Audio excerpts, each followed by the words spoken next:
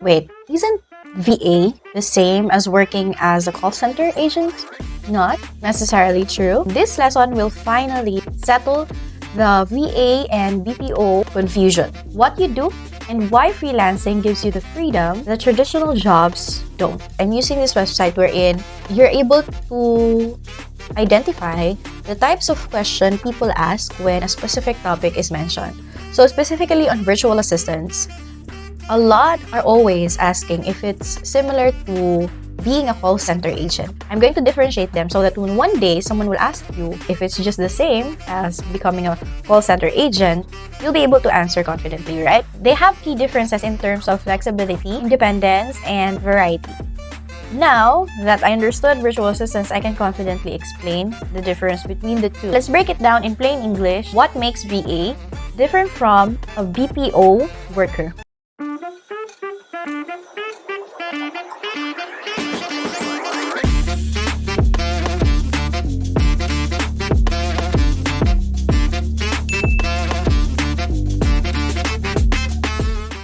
Lesson 4. By the end of this lesson, learners will 1. Understand the main differences between VA, virtual assistant work, and BPO, business process outsourcing work. 2. Be able to confidently explain these differences to clients or anyone who asks. You'll learn how to clearly define what you do so people understand you're not just working in a call center. Raise your hand if you've ever said, "I'm a VA," and the other person replied, "Oh, so you work in a call center?" Yep, it happens all the time.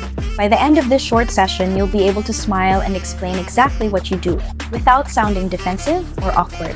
When I first became a VA, my own family thought I was in BPO. I don't blame them. Both involve international clients. Both require great communication skills. But here's the thing. The way you work, your flexibility, and how you're paid are worlds apart. So let's pull back the curtain and have a quick, no-fluff look at how VA and BPO are different. Consider this your cheat sheet for explaining your work to anyone. Employment structure. Think of it this way. In BPO, you're part of a big ship with a captain steering the whole crew. As a VA, you're the captain of your own little speedboat. You decide where to go. BPO. You are an employee of a company. VA. You're an independent service provider hired directly by the client. Now let's talk about where you work. Spoiler alert, it's not a cubicle with fluorescent lighting. Second, location and flexibility. BPO, office-based, fixed shifts. VA, work anywhere with Wi-Fi, flexible or negotiated hours. Yes, that means you could technically work in pajamas, but let's still keep it professional on video calls, okay? And finally, the part that makes everyone perk up, let's talk about pay. Pay and services. BPO, fixed salary, repetitive tasks. VA, rates you set, customized services based on your skills. The better you package your skills, the better you can price them. We'll cover that in detail in a later module. Take action. Group reflection.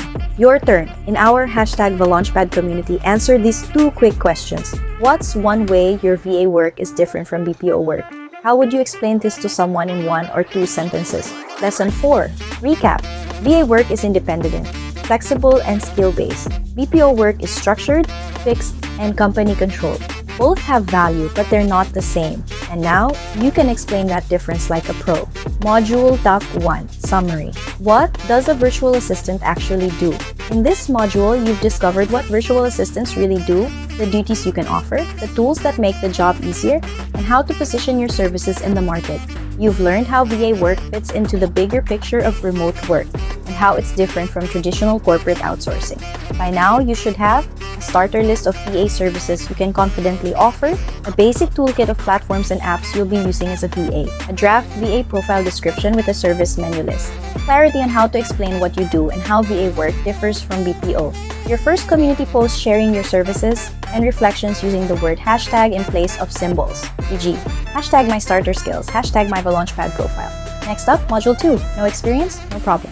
This is where we get practical. Even if you've never worked online or don't have a degree, you'll learn how to launch your VA career from scratch. We'll walk through how to start with confidence, choose your first services strategically, and position yourself so clients say yes, even without a resume full of VA jobs. This is the step where you move from learning to earning.